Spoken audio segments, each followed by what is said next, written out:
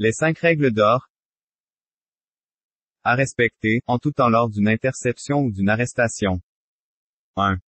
Constat de visu, voir le suspect voler un article du magasin. 2. Identifier au minimum un objet volé. 3. Identifier l'endroit où l'objet volé a été dissimulé. 4. Ne jamais perdre le suspect de vue. 5. Voir le suspect traverser les caisses sans déclarer les objets volés. Si ces 5 règles sont respectées, vous procédez à l'arrestation. Dans le cas contraire, vous devez abandonner l'arrestation et brûler le cas, même si vous êtes certain que la personne a volé. La règle d'or numéro 1. Voir le suspect prendre un article du commerce. Vous devez pouvoir identifier l'individu en question, voir section, identification d'un suspect, l'endroit du lieu de la prise de possession de l'item, par exemple. L'individu a pris des lames de rasoir, rangée numéro 5, section A3 avec main gauche. Ce que l'individu a fait avec l'item, par exemple. Est-ce qu'il l'ouvre et prend seulement le produit ou garde-t-il l'emballage? Cette première règle vous permet d'identifier l'individu et de confirmer qu'il a pris possession de l'item. La règle d'or numéro 2.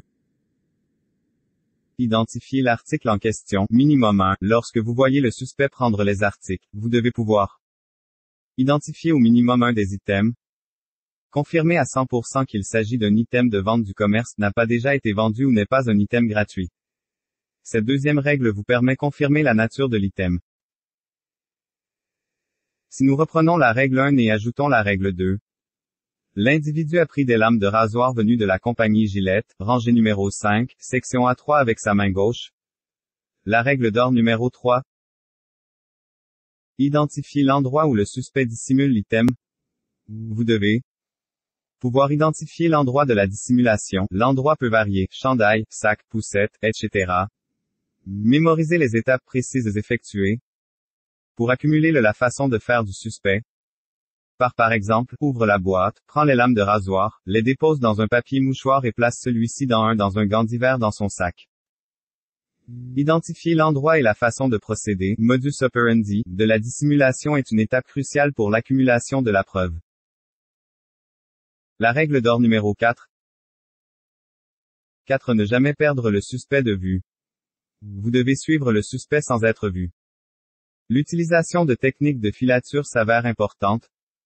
Un suspect qui a l'impression d'être suivi peut abandonner l'item dissimulé dans un secteur du commerce. Aller à la caisse et payer celui-ci. Donner l'item à une autre personne, complice, etc. Confirmer à 100% que le suspect a encore l'item dissimulé sur lui. Accumuler les manrea et les modus operandi supplémentaires du suspect.